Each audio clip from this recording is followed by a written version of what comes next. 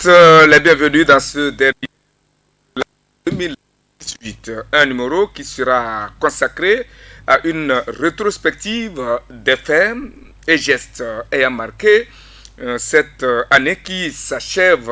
Et pour le faire, j'ai invité pour vous et pour nous sur ce plateau un observateur et partenaire très avisé du système éducatif. Il s'agit bien de Marcel Toyi, un consultant dans cette émission et puis coordonnateur national de la Coalition nationale pour l'éducation pour tous au Togo. On va s'entretenir avec lui sur le thème les grands enjeux dans le secteur de l'enseignement pour le compte de l'année 2018.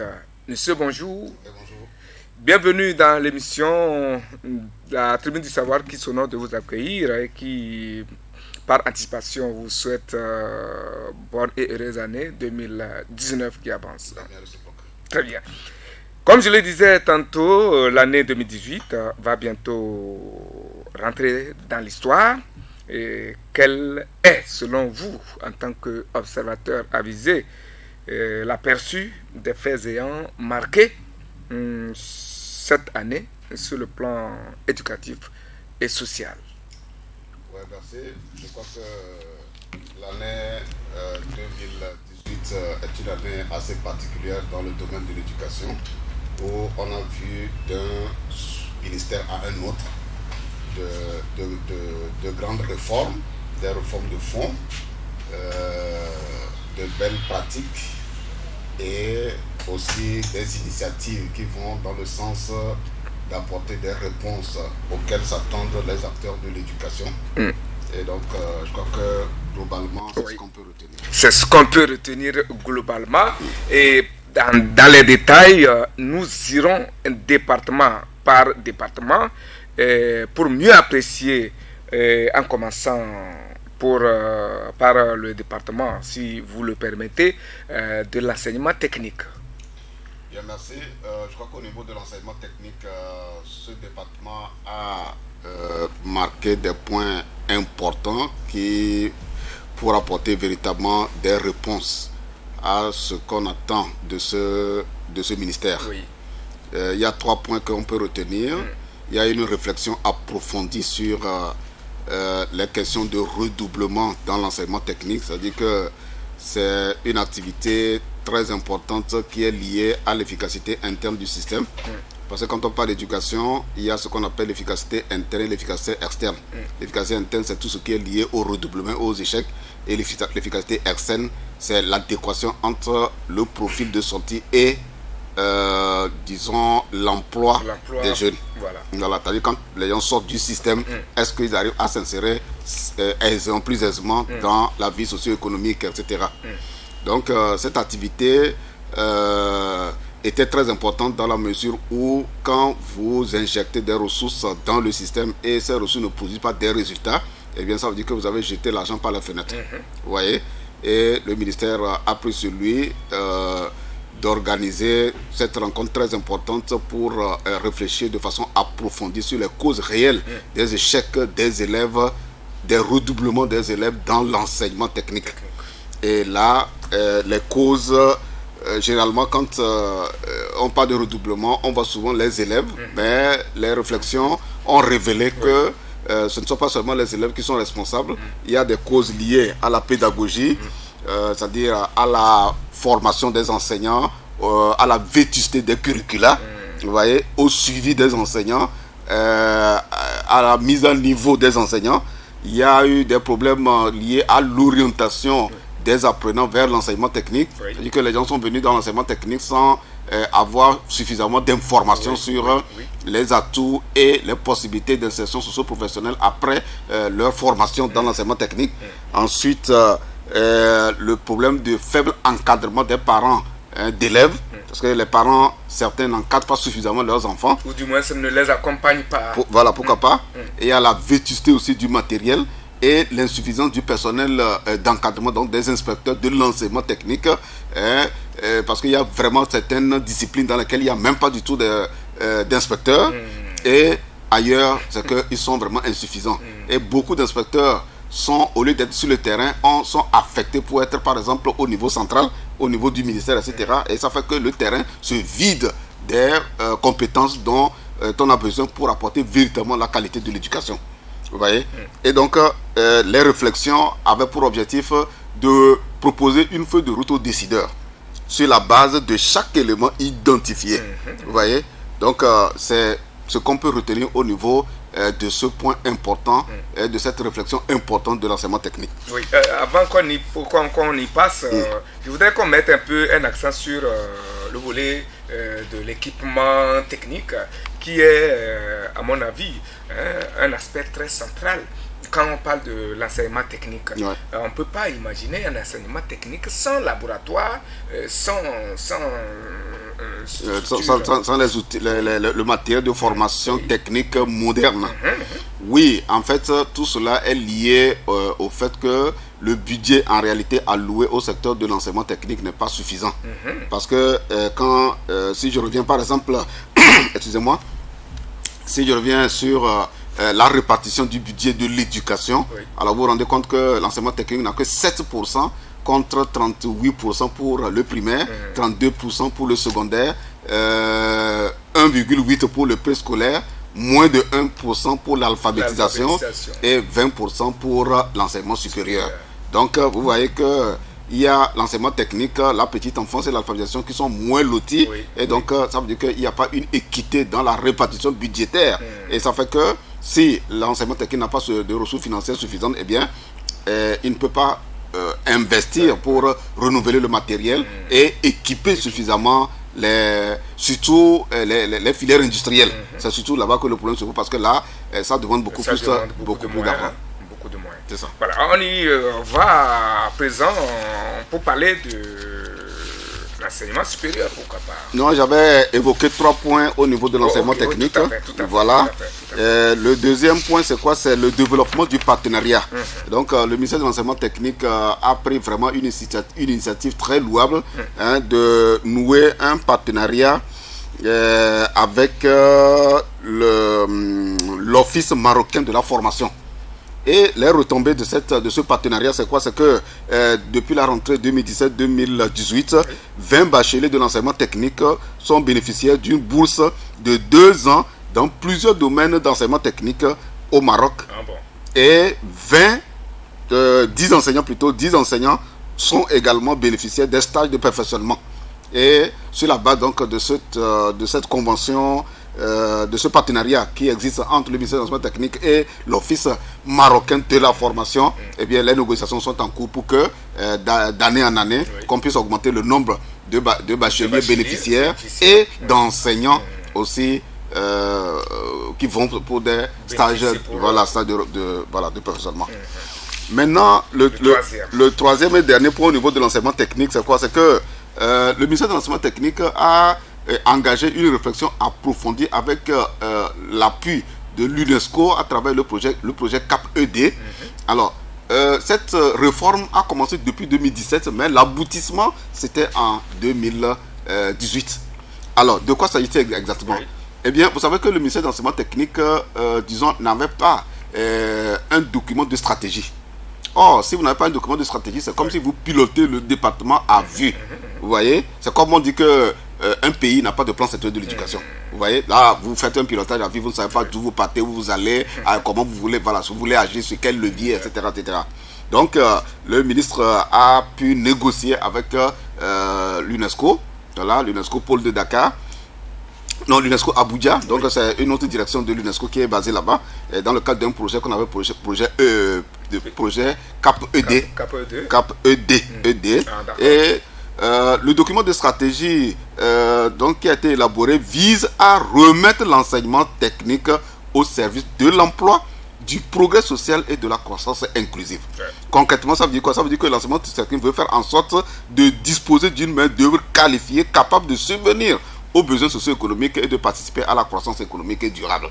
Voilà l'objectif qui est visé à travers cette stratégie. Mais pour y arriver, il faut appliquer, disons, ce qu'on appelle l'analyse SWOT. C'est-à-dire qu'il faut voir quelles sont les forces, les faiblesses, les opportunités et les menaces au niveau de l'enseignement technique pour tirer les leçons et faire des recommandations qu'il faut. Alors, on en est ce travail d'expert, parce que c'est vraiment un expert de l'UNESCO qui a accompagné les techniciens du ministère d'enseignement technique à sortir ce document très important autour de 7 objectifs stratégiques clés. Le tout premier, c'est veut que l'enseignement demande à ce que l'enseignement technique et la formation professionnelle instaure une gouvernance efficace et un partenariat au sein de l'enseignement technique. La gouvernance, c'est qu'il faut qu'il y ait une meilleure allocation, par exemple, du personnel. Vous voyez, s'il y a des ressources, que ces ressources soient utilisées de façon efficiente, efficace et rationnelle, voilà. Et maintenant, bien gérer le partenariat pour faire en sorte que la collaboration entre le privé et le public puisse permettre que le personnel ou les enseignants et les élèves puissent travailler en étroite collaboration avec le secteur privé. Vous voyez? Donc ça, c'est un des éléments des objectifs de cette stratégie. Il est question aussi d'améliorer l'accès, l'équité et l'égalité entre les gens dans l'enseignement technique. Alors quand vous allez par exemple dans des filières surtout industrielles, vous allez voir très peu de femmes alors qu'on veut promouvoir la gente féminine. Vous voyez? Et ailleurs, c'est les salles de classe qui ne sont pas suffisantes ou adaptées. Voilà. Et donc, il y a tout ce travail qu'il faut faire et ce qui demande des ressources. Le troisième élément, c'est la valorisation par la voie de l'enseignement technique, le développement d'un système de certification tout au long de la vie. Vous savez que c'est l'enseignement technique qui gère les corps de métier.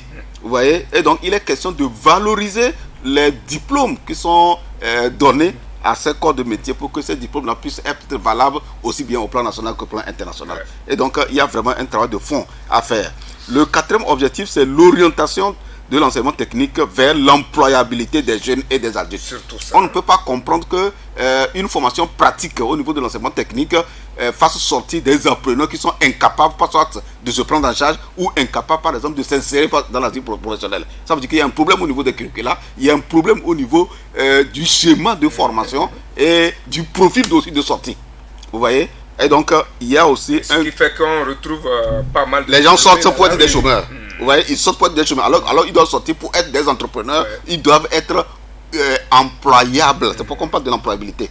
Voilà, utilisables par, disons, le tissu socio-économique. Vous voyez, on veut des ouvriers spécialisés. Il faut les importer, soit du Ghana. Il faut les importer, par exemple, de la Côte d'Ivoire, etc.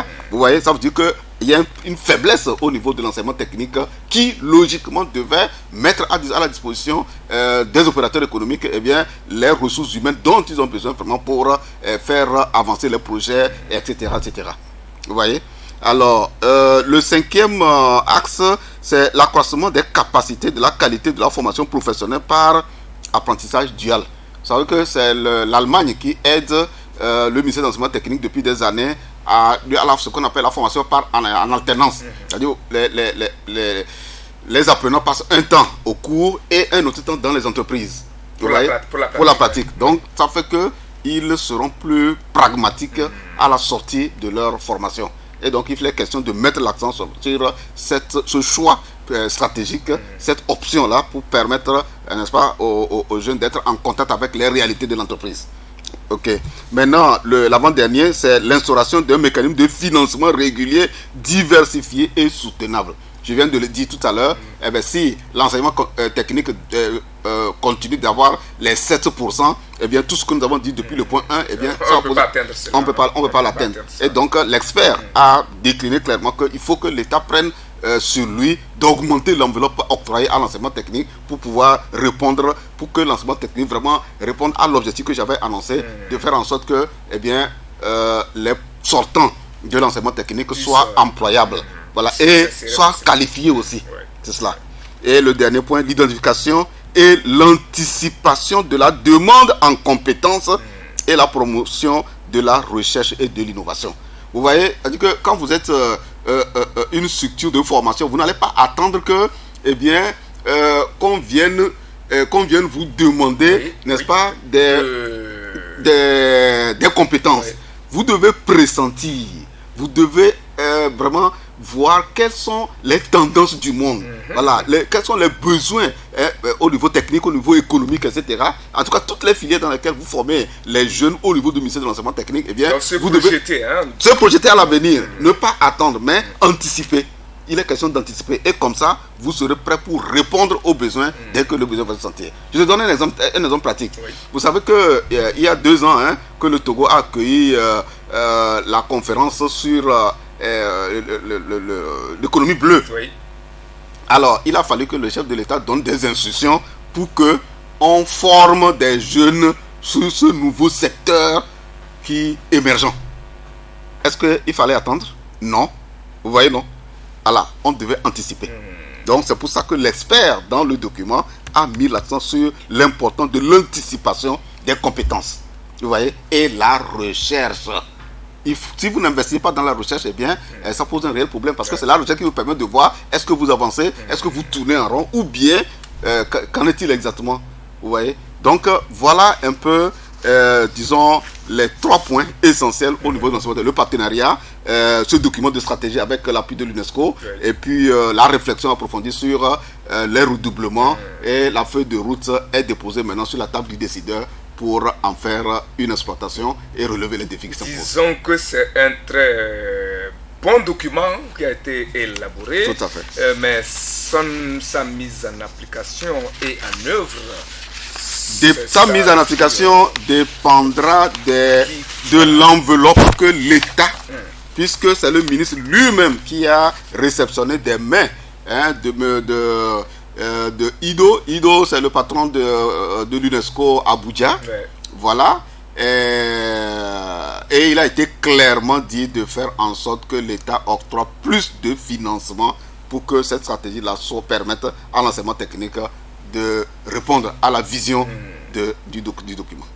Ce sera une très belle chose, mais on va s'attarder encore là pour parler vous savez, le discours qui est en cours ces derniers temps, c'est le taux emploi. C'est vrai que vous avez parlé des orientations données par le document pour que les formations soient adéquates aux soucis emploi. Mais aujourd'hui, l'autre débat dans les États, c'est le taux emploi. Pour que, à la sortie, que les diplômés ou les formés ne soient pas obligés d'attendre l'État ou une quelconque entreprise avant de trouver affaire. Oui. Quelle a été la place qu'a occupé ce volet de taux emploi cette place se retrouve dans la valorisation des diplômés tout au long de la vie dont j'avais parlé. Là, quand on forme par exemple des tisserands et on valorise le métier du tisserand, eh ben, c'est pas pour qu'il soit utilisé par quelqu'un. Vous voyez, les tailleurs et autres, c'est la même chose, les chaudronniers, etc. Exact, vous voyez. Voilà, donc on les forme, c'est-à-dire qu'on doit revoir le schéma de formation, on doit revoir le curricula et faire en sorte que, eh bien, un cours modulaire soit ajouté pour voir comment quelles sont les opportunités qui s'offrent aux jeunes sortis de l'enseignement technique pour saisir ces opportunités pour s'installer à leur propre compte. C'est cela le schéma. Très bien, voilà qui est bien et nous espérons que ce document fasse son bonhomme de chemin pour que dans les années ou jours à venir, qu'on puisse réduire sensiblement le taux du chômage. Tout à fait. Parlons à présent de l'enseignement supérieur. Oui, au niveau de l'enseignement supérieur, il y a également 3 innovations clés qu'il faut retenir. La toute première, c'est l'amélioration de l'environnement de nos universités. Quand vous allez aujourd'hui à l'université de Lomé, eh bien, vous êtes content de rentrer à l'université. Vous voyez, il y a vraiment tout est en chantier et vraiment ça fait plaisir de voir l'université que nous avions fait. C'était comme une brousse dans une brousse, mais aujourd'hui, beaucoup de choses sont semblables à une forêt sacrée aujourd'hui. Donc c'est là, on félicite le gouvernement pour ses efforts constants et réguliers pour que vraiment les jeunes soient contents de venir à l'université et fréquenter dans un cadre où vraiment on forme les têtes pensantes pour le pays. Bon, je crois que c'est presque la même chose au niveau de l'université de Kara parce que la dotation qui est accordée à l'université de Lomé, c'est presque la même chose. Voilà. Maintenant, est-ce que vous avez une idée de la qualité? C'est vrai que on s'est intéressé à la forme structurelle. Oui, ce que nous savons et que ce que tout le monde a constaté. La qualité, et puis en termes de curricula et tout ça. Non, est-ce que nos universités forment des gens qui puisse aujourd'hui répondre aux exigences de l'heure. Ce que je sais, c'est que avec le LMD, le travail de formation, de la qualité de formation est très très poussé au niveau de l'université. Et vous savez qu'au niveau de l'université, on ne prend pas n'importe qui pour enseigner là-bas. Oui, voilà, on monte la barre haut au niveau du niveau de formation même de la personne, de l'enseignant, oui, avant de l'admettre devant les étudiants. Alors donc à partir du moment où vous avez un enseignant de qualité, eh bien le reste c'est quoi? C'est les conditions. C'est les conditions. Alors, il faut qu'on ait suffisamment d'amphi pour que les gens ne viennent pas être debout pour suivre les cours. Voilà, qu'ils ne restent pas dehors pour écouter la voix de l'enseignant à l'université. Voilà, donc je crois que c'est ça ce sur quoi il faut mettre l'accent. Sinon, en tout cas, les conditions sont presque... Sur cela, nous devons jeter des fleurs quand même à nos enseignants qui ont, à chaque fois qu'il y a concours de CAMES, nous ont rapporté beaucoup de bons résultats. Tout à fait. Et qui placent le Togo parmi les pays sur le plan académique les plus performants. Alors, maintenant, le deuxième point, c'est le renforcement du partenariat public-privé. Alors, l'Université de Lomé a signé un partenariat avec la société Fun Milk pour 10 ans. Et avec ce partenariat, il y aura échange d'expertise et d'opportunités d'insertion socio-professionnelle où on va offrir aux étudiants les plus démunis des sources de revenus et faciliter l'accès des étudiants à des produits rafraîchissants de Fan Milk et contribuer à des initiatives de préservation de l'environnement au sein du campus universitaire. Par exemple, le personnel de Fan Milk pourra bénéficier des renforcements de capacité pour qu'ils soient plus productifs, voilà, plus rentables dans la société, et les étudiants aussi peuvent aller faire des stages au niveau de cette société. Donc ce n'est qu'un un des partenaires parmi tant d'autres, parce que l'Université de Lomé a quand même signé aussi d'autres partenariats avec l'Espagne et puis d'autres pays. Donc on va suivre tout ce chapelet de partenariat pour voir est-ce que vraiment c'est un partenariat gagnant-gagnant, est-ce qu'il est durable, est-ce qu'il donne de la valeur ajoutée véritablement par rapport à la vision de l'université. Maintenant, au niveau de l'université, toujours, il y a quelque chose de très important. Vous savez que le souci des autorités togolaises, c'est de mettre les universités togolaises aux standards internationaux. Voilà, aux standards internationaux, vous ne pouvez pas avoir une université où il n'y a pas, par exemple, la connexion Wi-Fi. Donc, la ministre de l'action de l'économie numérique et le ministre de l'enseignement supérieur ont, le 18 janvier, inauguré, disons, le service Internet au niveau de l'Université de Lomé. Et à partir de ce service, aujourd'hui, les étudiants peuvent faire l'utilisation des ressources pédagogiques en ligne. Vous voyez? Et parce que vous savez que l'insertion réussie dans la vie active passe par aussi la maîtrise des outils informatiques. Donc, c'est en même temps une interpellation aux étudiants et aux élèves qui vont rentrer demain à l'université, qu'ils n'ont qu'à commencer par se faire former en informatique. Ah oui, ça c'est fondamental. Vous voyez? Parce que sinon, si vous ne vous formez pas, vous ne maîtrisez pas les outils, eh bien vous ne pouvez pas bénéficier des ressources en ligne. Vous voyez? La bibliothèque aujourd'hui est sur la toile. Vous voyez? Et donc, c'est cet élément très important que nous voulons souligner pour dire encore félicitations et nos encouragements aux autorités qui font... On salue et apprécie également maintenant une autre facilité apportée dans le temps, vous et moi, pour s'inscrire à l'université.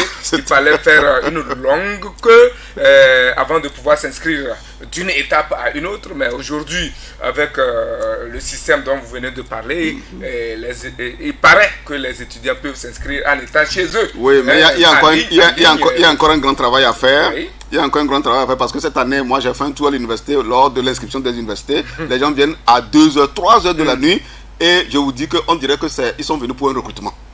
Vous voyez, ça abonde là-bas. Et le deuxième jour, 6 étudiants sont tombés parce qu'ils n'ont pas mangé depuis le matin pour s'inscrire. Vous voyez, donc il y a un grand travail au niveau de la DAS à faire pour vraiment réorganiser le système d'inscription en ligne. Mais il faut dispatcher plusieurs points pour faciliter le travail aux étudiants. Même Ouais. multiplier les zones à l'intérieur. Oui, même sur le site de l'université de Lomé, il faut multiplier les points où les étudiants peuvent aller s'inscrire. C'est pas seulement à la date ou bien s'agglutiner, comme si, mais vraiment, mais quand vous les voyez, ça fait pitié de voir nos jeunes qui restent debout depuis le matin jusqu'à 15h, 16h, ils n'ont pas encore fini de s'inscrire. Vous voyez? Donc vraiment, il y a encore du travail à faire par le rectorat et la DAS. Et je crois que ce n'est qu'un début et que dans les années à venir, qu'on puisse vraiment, que nos voix ici présentes soient entendues comme elles l'ont toujours été d'ailleurs. Tout à fait. Et pour que dans les années à venir, ce soit un peu plus souple. Le dernier point au niveau des universités, on va directement à l'université de Kara, qui a créé une filière de traducteurs à l'université de Kara. Moi, quand j'ai suivi ça, j'ai dit waouh, voilà une université qui s'est anticipée sur les choses. Parce que ces genres de filières, généralement pour les voir, c'est dans le privé, ou alors hors du pays. Vous voyez, soit c'est dans le privé ou il faut aller dans un autre pays. Aujourd'hui que nos universités ont commencé par comprendre qu'il faut toutes les filières qu'on ne retrouvait pas à l'université et qu'on retrouve dans les universités privées par exemple ou ailleurs, mais on peut les créer. Et l'université de Kara a donné le bon exemple. C'est pourquoi je disais que l'année 2018 pour les universités, c'est l'année des bonnes pratiques, des innovations et des réformes. Voilà les trois concepts clés pour qualifier l'année 2018 au niveau des universités et même au niveau des autres ministères. Merci, nous le souhaitons pour tous les autres ministères qui ne l'ont pas encore fait. Mais monsieur Marcel, on peut aller à l'action sociale. Oui, qu'en est-il? Oui, au niveau de l'action sociale, on note juste 2 points importants. La ministre Léa Yanchare a pris une très belle initiative d'attirer l'attention des élèves, des parents, à travers une forte mobilisation autour du phénomène de grossesse à Sotobois. Voilà, et nous pensons que quand l'autorité prend le devant face à un problème et lance un appel à la conscience et lance un appel aux parents et aux concernés, les filles et les garçons, eh bien, je crois que ça porte, ça fait tache d'huile. Et ça, nous saluons hautement cette initiative de Madame la ministre. Et le deuxième point plutôt, ou deuxième acte très important qui a été posé au cours de cette année, c'est le 16 mars 2018 que la ministre de l'Action sociale a inauguré 2 services intégrés à Allo 1011 pour dénoncer cette fois-ci par SMS, Togocel ou Move les violences sur tout le territoire. Avant, c'est par téléphone qu'il fallait appeler le 1011 si vous constatez une violence sur un enfant. Et là même, c'était même localisé au niveau de Lomé. Maintenant, avec la téléphonie, la technologie, voilà, parce que tout a été modernisé avec l'appui financier de Plan International Togo. On a modernisé tout le matériel là-bas. Et là, vous pouvez être n'importe où sur le territoire. Vous pouvez envoyer un message quand vous constatez qu'il y a une violence sur un enfant. Vous pouvez dénoncer par Togocel ou par Move. Et il est possible aussi, parce que j'avais parlé de 2 services intégrés qui ont été inaugurés, il est possible aujourd'hui pour un jeune, même à n'importe quelle personne, d'appeler directement au 1011 pour demander des informations sur la santé sexuelle des jeunes. Voilà, la SSR. Vous voyez, ça aussi, c'est vraiment des innovations pour que les services de santé soient plus rapprochés des bénéficiaires, que sont beaucoup plus les jeunes ou plutôt disons le phénomène par exemple de grossesse, d'ignorance même de la gestion de la santé sexuelle et autres pose un réel problème au niveau dans leur vie. Voilà un peu. Tout ça, et le public togolais semble ne rien savoir. Il a fallu que vous soyez sur ce plateau aujourd'hui pour qu'on sache. Mais quand il y a déficit de communication dû au fait qu'au niveau de ces départements dont je parle, vous n'avez pas les conditions pour faire de la communication. Naturellement, il ne peut pas avoir communication. Les gens ne seront pas au courant. Parce que pour faire de la communication, on l'a dit sur ce plateau, il y a 3 critères clés. Le premier, il faut avoir un chargé de communication. La plupart des ministères ont quand même un chargé de communication. Il faut avoir un plan de communication, ce qui n'existe pas. Et il faut avoir un budget communication. C'est les 3 éléments pour faire de la communication. Vous voyez? Alors quand un seul manque, eh bien il n'y a plus de communication. C'est cela. Donc c'est le problème sérieux et profond que nous espérons qu'il sera pris en compte au cours de l'année 2019. Et ce sera un défi que en tout cas tous les ministères sectoriels doivent relever pour qu'il y ait de la communication sur tout ce qui est en train de se faire pour imprimer de la visibilité aux actions de l'État en matière d'éducation. Nous saluons alors votre présence qui nous a permis d'avoir quelques lumières sur les quelques zones d'ombre. Et on continue notre aventure de découverte et notre curiosité. Nous allons entamer à présent ce que je peux appeler le grand ministère. Le grand ministère, le ministère de l'enseignement primaire secondaire puis de la formation professionnelle. Voilà, eh bien, ce ministère a représenté par son patron, le ministre Tchapele, a représenté le gouvernement togolais à la conférence de mobilisation des ressources pour le PME, parce que tu sais que le PME finance les péris. Quand on dit péri 1, péri 2, en tout cas ça c'est le nom que le Togo a voulu donner à cette cagnotte du partenaire mondial pour l'éducation. Et chaque 3 ans, eh bien, tous les États bénéficiaires et même les donateurs se retrouvent dans un des pays pour prendre de nouveaux engagements pour reconstituer l'enveloppe. Et donc, c'est le ministre Tchapele qui a représenté le gouvernement togolais en annonçant que le budget de l'éducation est de 16% et passera de 16 à 17% en 2019 et de 17%, on ira à 21,3% en 2020. Et donc, on espère que cet engagement sera respecté pour que, en tout cas, tous les sous-secteurs, qu'il y ait une certaine augmentation du budget et qu'il y ait une équité aussi dans la répartition de cette enveloppe afin qu'aucun sous-secteur ne soit, disons, délaissé ou négligé. Voilà. Et sur le terrain, qu'est-ce qu'on peut retenir de ce ministère Oui, sur le terrain, on peut retenir que eh bien, ce ministère a été le lead responsabilisé par le gouvernement pour négocier avec les syndicats d'enseignants pour arriver à l'accord cadre. Et cet accord cadre a permis une accalmie dans le secteur de l'éducation.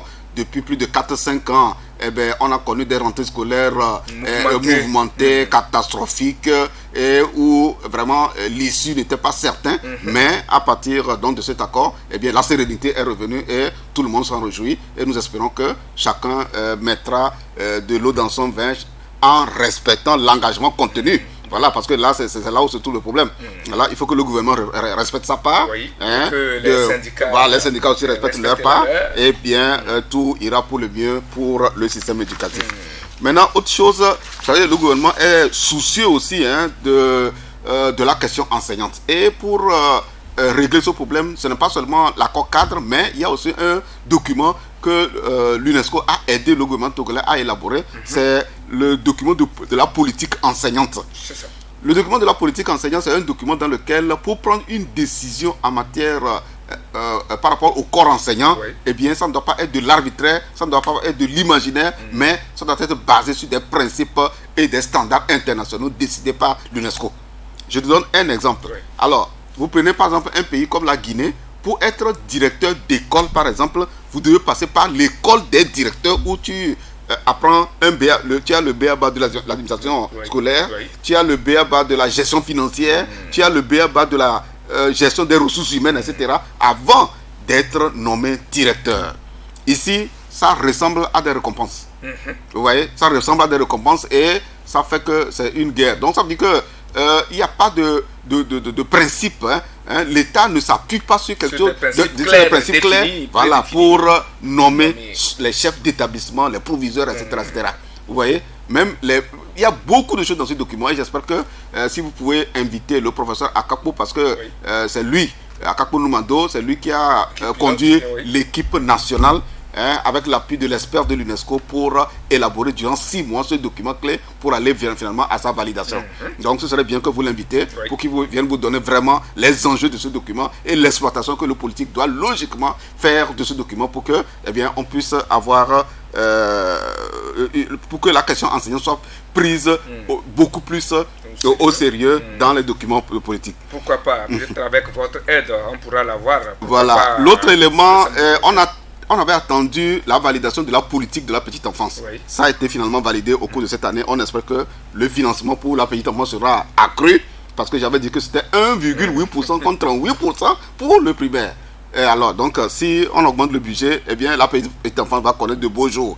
Surtout que les partenaires techniques et financiers sont impliqués et d'autres ministères aussi sont impliqués dans le développement et la promotion de la petite enfance, donc l'éducation préscolaire. Maintenant, le ministère a élaboré le modèle d'éducation inclusive. Donc, le modèle d'éducation inclusive, le ministère veut faire en sorte que l'éducation inclusive soit véritablement une réalité et que qui va pousser l'État à s'engager à promouvoir l'éducation des enfants handicapés. Vous voyez? Voilà, parce qu'ils sont pratiquement des oubliés de la politique éducative.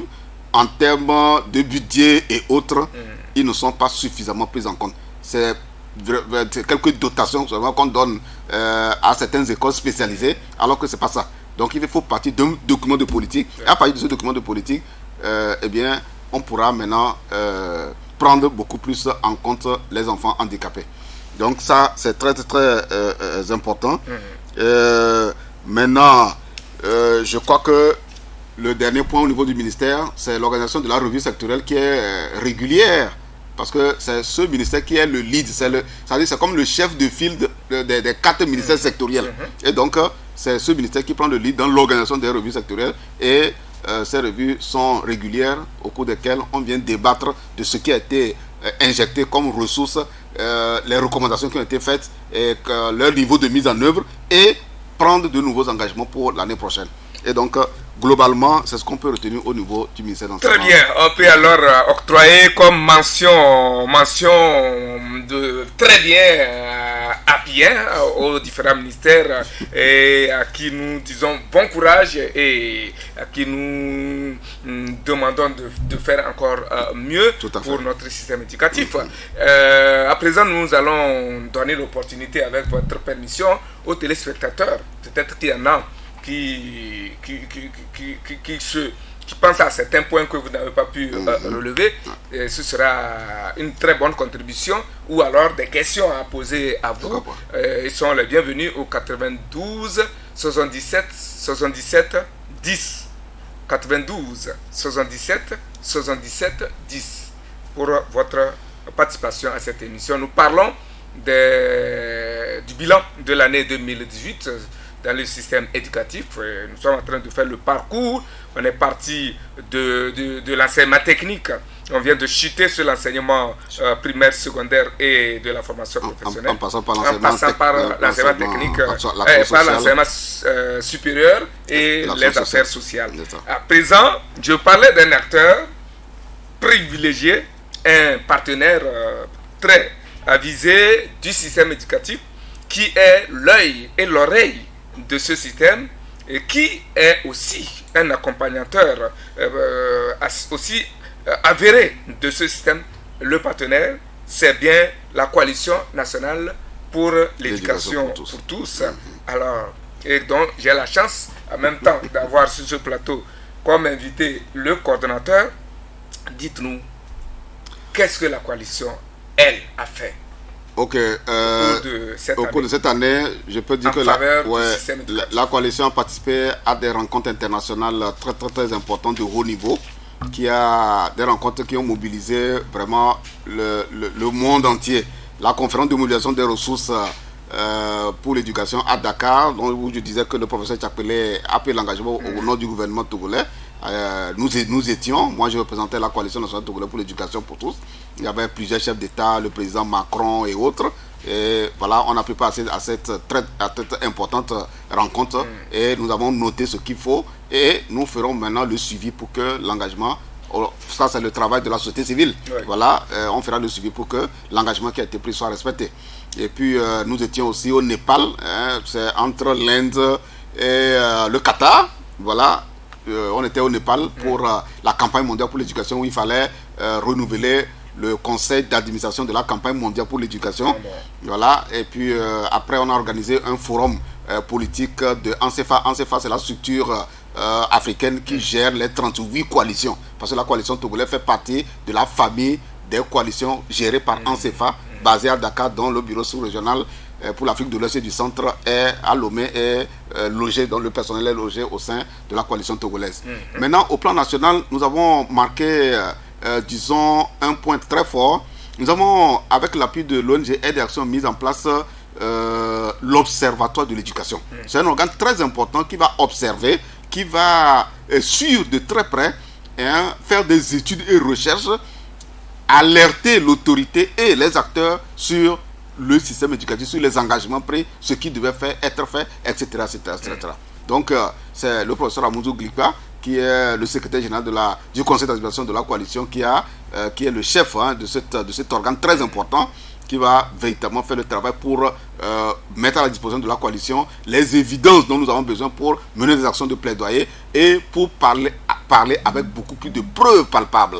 Voilà. Et faire des démarches à l'endroit de l'autorité pour que l'autorité fasse ce que les acteurs de l'éducation attendent. Donc, c'est ce que nous pouvons. Le reste, c'est quoi?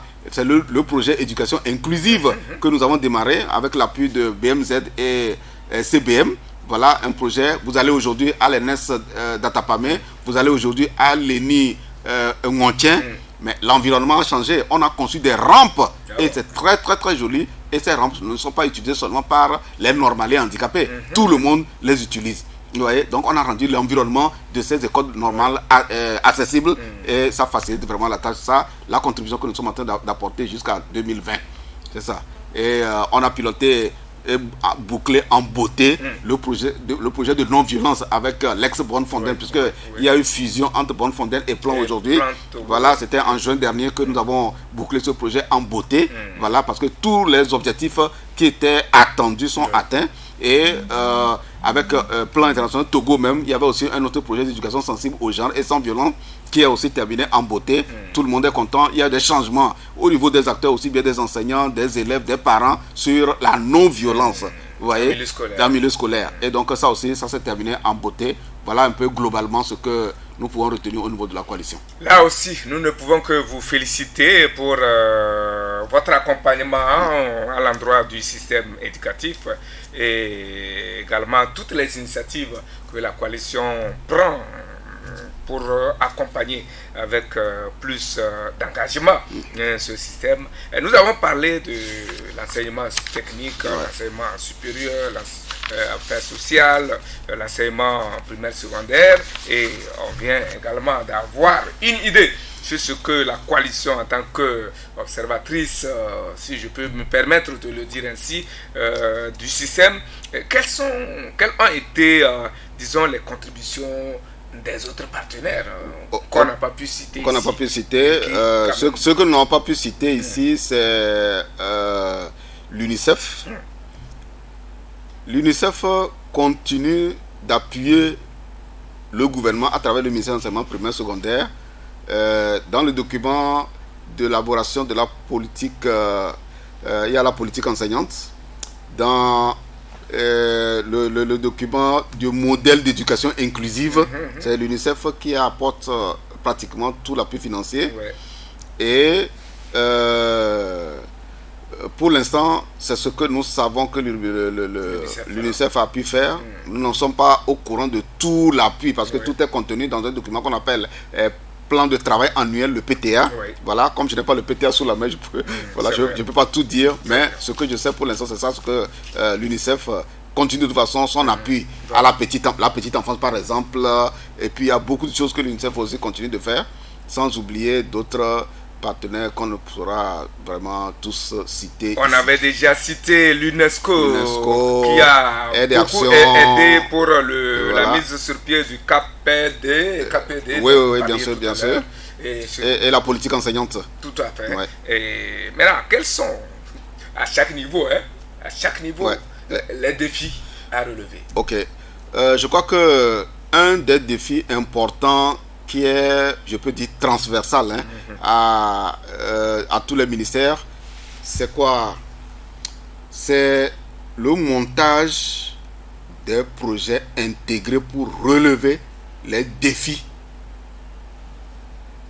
sous-secteur, dans le secteur de l'éducation.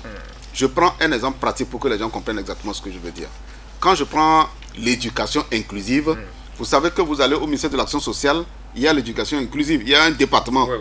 Le ministère de l'enseignement primaire secondaire fait de l'éducation inclusive. La preuve, c'est lui qui est en train d'élaborer le modèle d'éducation inclusive.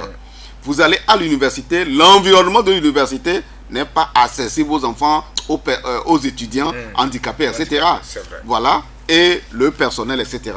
Donc, ça veut dire quoi? Ça veut dire qu'aujourd'hui, vous savez, la tendance au niveau des partenaires, c'est que les partenaires ne veulent pas avoir plusieurs interlocuteurs en face. Les partenaires financiers surtout veulent avoir un seul interlocuteur. Donc, ils veulent des projets intégrés. Donc, ça veut dire que les 3 ou 4 ministères peuvent se mettre ensemble pour monter un projet plus lourd à financer et les partenaires pourront financer. Et maintenant, chacun prendra une partie de la cagnotte pour faire dans son département et rendre compte. Nous n'avons pas encore ça. Alors, ça pose un réel problème. Vous voyez, la seule bonne pratique, c'est ce que le ministère de l'économie numérique fait aujourd'hui. Vous voyez que quand vous allez aujourd'hui au lycée technique d'Ajido Gomé, eh bien, il y a beaucoup de cours qui sont faits à partir du dispositif technologique qui a été mis en place par le ministère de l'économie numérique. Voilà ce qu'on appelle un projet intégré. Voilà, c'est-à-dire que 2 départements, 3 départements se mettent ensemble pour la cause de la qualité de l'éducation. La même chose que le ministère de l'économie a fait avec le ministère de l'enseignement supérieur par voilà, la connexion interne Wi-Fi au sein de l'université. Vous voyez, voilà. Donc c'est ça qui est un des défis importants. Maintenant, l'autre défi, c'est la faible capacité d'absorption des fonds que les partenaires mettent à la disposition de certains ministères. Comment vous pouvez comprendre que avec tous les problèmes qu'on a au niveau du système éducatif, le PERI 2 a un gap de 4 milliards de ressources non dépensées. Alors que le deadline est arrivé pour rendre compte de la gestion de cet argent. 4 milliards non dépensés. Mais il y a un problème. Comment on peut attendre, dès que vous avez presque la garantie que les fonds seront mis à la disposition du gouvernement, en tout cas à la disposition du ministère, mais il y a déjà élaborer les projets? Non, le projet est déjà là. Maintenant, il faut une réflexion pour voir quel est le dispositif pour pouvoir vite consommer dans le temps. Vous voyez, quand vous prenez par exemple le projet PAREC, pourquoi le projet PAREC a si bien évolué? C'est parce que le dispositif qui a été mis en place par de gestion du projet PAREC est tel que, eh bien, la consommation a été faite dans le temps. Comment ça s'est passé? Tout ce qui est lié aux constructions scolaires, par exemple, a été confié à 2 ONG qui ont l'expertise de plus de 25 à 30 ans. Je prends Plan International, a eu une partie, Aide et Action a eu aussi une partie. Ils sont spécialisés dans la construction scolaire avec l'accompagnement des communautés. Mais ils ont consommé rapidement et le travail était bien fait, les justifs ont été produits. Vous voyez? Mais quand vous prenez le projet PERI, le dispositif n'a pas été tel que ça a été mis là-bas. Et aujourd'hui, on nous parle de 4 milliards qui risquent de retourner si on ne prend pas un dispositif. Alors c'est grave. Vous voyez? Alors, donc, c'est vraiment le défi de la consommation. Et là, est-ce que c'est les réflexions, est-ce que c'est les têtes pensantes pour réfléchir qui manquent? Au niveau de l'université, il y en a. Au niveau des institutions, il y en a, etc. Il suffit seulement de solliciter les gens. Eh bien, on vous aide à réfléchir. Mais à réfléchir par anticipation. C'est-à-dire qu'il ne faut pas attendre que les ressources arrivent d'abord avant qu'on ne voit comment on va faire. Voilà, quel problème de retard, par exemple, dans la passation des marchés, dans ceci ou cela, qu'il faut. Non, c'est pas ça. Vous voyez, il faut anticiper, prendre les dispositions à l'avance avant même que les ressources ne soient mises à la disposition du département. Donc, c'est le gros défi est là. Je peux terminer, mais un autre défi le plus encore important, c'est la levée des fonds domestiques pour financer le système éducatif. Je viens de dire tout à l'heure, vous avez vu quand j'ai fait la répartition du budget, le budget de l'éducation tel qu'il est là, est l'alphabétisation moins de 1%, petite enfance 1,8%, enseignement primaire 38%, l'enseignement secondaire 32%, enseignement technique 7%. Et l'enseignement supérieur 20%. Vous avez vu la disparité dans la répartition, l'inégale répartition du budget. Ça montre que il y a un problème de disponibilité des ressources. Il faut lever des fonds pour améliorer la cagnotte qu'on attribue aux sous-secteurs pour que chaque sous-secteur donne le résultat attendu dans le plan sectoriel de l'éducation. Vous voyez? Alors, si ce travail, cette levée de fonds qui est liée à l'engagement que le Togo a pris à Dakar le 2 février n'est pas respecté, eh bien, ça risque de poser un réel problème. Et on aura partout des salles de classe non construites, les salles surchargées, alors qu'il faut construire en hauteur. C'est l'argent qui manque partout. Aujourd'hui, le problème du Togo, ce n'est pas les tests, ce n'est pas les documents, etc. Posez la question aux spécialistes de l'éducation au niveau de tous les départements, ils vous diront ce que je suis en train de dire. C'est-à-dire qu'aujourd'hui, c'est de l'argent qu'on a besoin pour appliquer ce qui est déjà décidé dans les tests. c'est des ressources, d'augmenter l'enveloppe au niveau du système, de l'enveloppe que l'État doit mettre à la disposition pour faire avancer les choses. Oui, ouais. Si les choses traînent, c'est parce que le budget de l'éducation est insuffisant. Voilà, et justement, par rapport à ça, ça contraste avec le défi que vous venez d'annoncer, malheureusement tout à l'heure, le défi de la non-consommation des fonds alloués. Alors là, ça va poser problème. Eh ben, ça pose problème. Ça pose un réel problème. Donc, au niveau, vraiment, si au moins 4 défis sont relevés, eh bien, voilà. Maintenant, il y a la révision du plan sectoriel de l'éducation. Voilà. Et vous savez que pour réviser le plan sectoriel, il faut actualiser un document qu'on appelle le RESEN, le rapport d'état du système éducatif. Bon, ce travail est pratiquement fait. Et bien, maintenant, il faut, déjà, début 2019, on doit aller à la révision du plan sectoriel de l'éducation pour prendre en compte les nouveaux engagements. Et les nouveaux engagements, c'est les 7 cibles de l'ODD 4, c'est les questions d'inclusion qui doivent se retrouver dans un axe, pas dans une petite phrase lacunaire pour dire oui, soutenir les enfants handicapés. Ce n'est pas ça. Un axe comme on a mis accès pour construire les salles de classe, axe qualité pour former les enseignants, les équiper, etc., les recycler, et axe gouvernance pour mettre le dispositif de gestion financière et de ressources humaines, etc. Il faut aussi un axe pour l'inclusion cette fois-ci. Vous voyez, un axe pour le genre. Faire en sorte que partout, le réflexe de la promotion des filles, de la promotion des femmes dans le secteur de l'éducation, eh bien, ce réflexe-là se retrouve dans les tests. Que ça se retrouve dans les tests. C'est-à-dire que, oui, parce que si ça ne se retrouve pas dans les tests, les gens viennent, s'il veut, très bien, si la personne, si le décideur veut, il va faire, s'il ne veut pas, il ne veut pas. Non, tant qu'on va rester à cette étape des modèles, par exemple, des modèles féminins, tant qu'on restera à cette étape, on va rien changer au niveau de la promotion de la femme. Voilà, il faut que les choses intègrent les tests pour que les tests s'imposent aux décideurs à quelque niveau qu'ils se trouvent. C'est ce travail qu'il faut faire. Voilà, nous sommes pratiquement arrivés à la fin et je crois que nous avons dit l'essentiel. Oui. Nous avons été suffisamment éclairés. Nous faisions le bilan de l'année 2018 qui est en train de tirer sa révérence avec Marcel Toyi de la Coalition nationale pour l'éducation pour tous, un observateur avisé du système éducatif. En guise de mot de fin, globalement par rapport à tout ce que nous avons dit, si vous aviez un message à l'endroit de tous les acteurs et partenaires à qui nous nous adressons, que diriez-vous?